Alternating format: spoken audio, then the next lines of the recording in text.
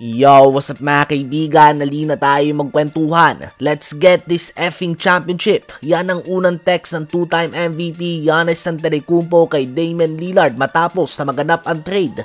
Hindi lang nga fans na nagulat bagkus kahit si Giannis mga kaibigan ay nagulat sa trade na ito.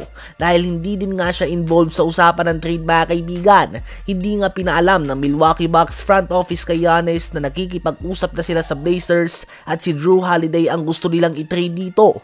For the simple reason na mauna nga daw ang emosyon ni Giannis at hindi siya papayag na may trade si Holiday dahil kaibigan niya ito kahit na sa palagay ng Bucks front office ay makakabuti ito para sa kanilang team moving forward.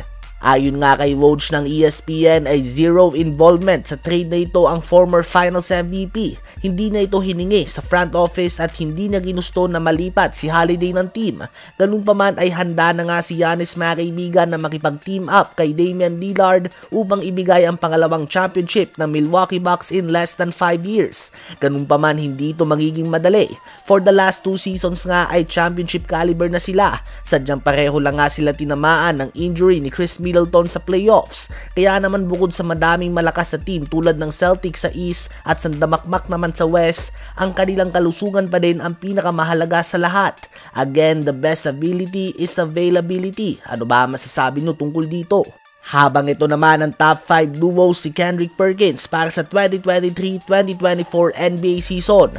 Number 1 ay ang defending champions sa sila Nikola Jokic at Jamal Murray. Sila ay nag-average ng combined 56.6 points, 19.2 rebounds, and 16.6 assists per game noong playoffs. Beyond the stats ay kakaiba nga ang kanilang chemistry mga kaibigan on and off the court at pinakita nga nila yan last playoffs nang pareho sila magdomina ng husto.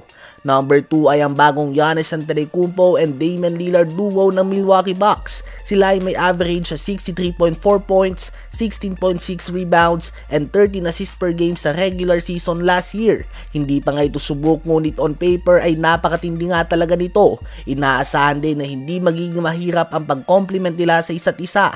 Number 3 ay ang Jays ng Boston Celtics sa si Jason Tatum at Jaylen Brown. Sila ay nagtala ng 56.7 points, 15.7 rebounds, and 8.1 assists per game noong regular season. Bihira nga ang successful duo na pareho naglalaro ng wing positions. Ganun pa man so far ay okay naman ang samahan ng dalawang player na ito.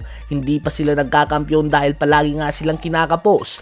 Ganun pa man ay 25 years old pa lang nga si Jason Tatum at 26 naman si Jaylen Brown. So papasok pa lamang nga sila sa kanilang prime. Number 4 naman sa listahan ni Perkins ay si LeBron James and Anthony Davis. Ang duo na ito ay subok na at alam naman natin na kaya nilang makipagsabayan sa kahit na sinong duo sa buong NBA. It's just a matter of staying healthy.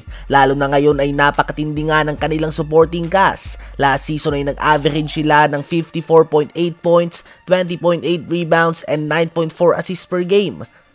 At number 5 naman ay ang Kevin Durant and Devin Booker tandem. Probably the best scoring duo sa buong NBA ngayon at capable na gumawa ng 40 points each sa isang game. Sila ay nag-average ng 53.8 points, 11.1 rebounds, and 9 assists per game. So ayun nga po mga kaibigan ng listahan ni Kendrick Perkins ng top 5 best duo sa buong NBA ngayon. Ano ba masasabi nyo tungkol dito?